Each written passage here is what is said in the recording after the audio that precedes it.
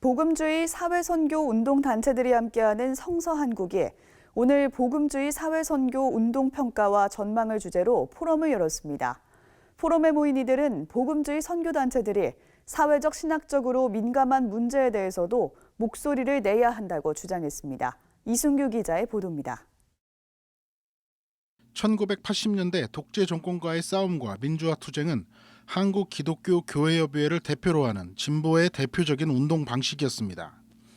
이 시기 보수 교회들은 개인 신앙과 교회 성장에만 집중하면서 민주화 투쟁 등에 나선 진보권 교회와 인사들을 향해 색깔론을 제기하기에 급급했습니다.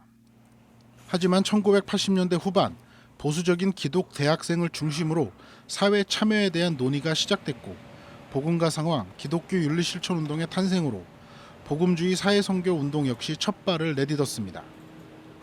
지난 2005년 교회개혁과 사회선교 운동을 하던 복음주의 단체들은 성서한국 대회를 시작했고 2년에 한 번씩 모여 운동의 방향성을 점검하고 친목을 다지는 시간을 가져왔습니다.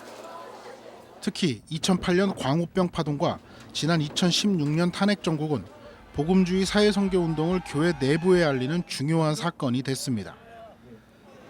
하지만 시간이 흐름에 따라 복음주의 사회선교 운동 역시 몇 가지 한계점이 명확하게 드러나면서 좀처럼 침체기에서 벗어나지 못하고 있습니다.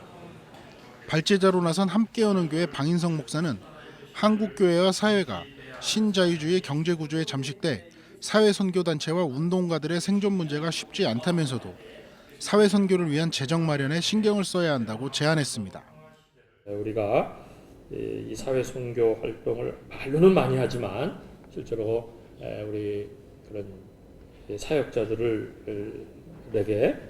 이 사명을 감당하기 위한 역할을 하기 힘들다 해서 복음주의 사회선교를 위한 재정 마련 TF팀을 구성할 것을 강력히 제안해 봅니다.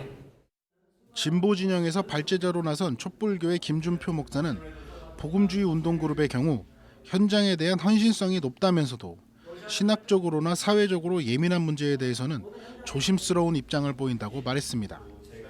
세월호 참사나 난민 문제에 대해서는 관심을 보이고 열심히 참여하지만 동성애나 페미 등 예민한 문제는 목소리 내기를 주저한다는 겁니다. 이것은 아마도 보수적인 한국교회 기독인 대중들과 거리를 두지 않으려는 전략적인 태도일 수도 있고 아니면 신학적 보수의 입장에서 동의할 수 없는 사안에 대한 일정한 선긋기가 아닐까라고. 또 다른 발제자로 나선 동네 작은 교회 김종일 목사는 사회선교 운동 현장에 젊은이가 없다며 청년들이 어른들의 도구가 되지 말고 스스로 운동가로 커가도록 지켜봐주는 울타리가 필요하다고 제안했습니다. CBS 뉴스 이순규입니다.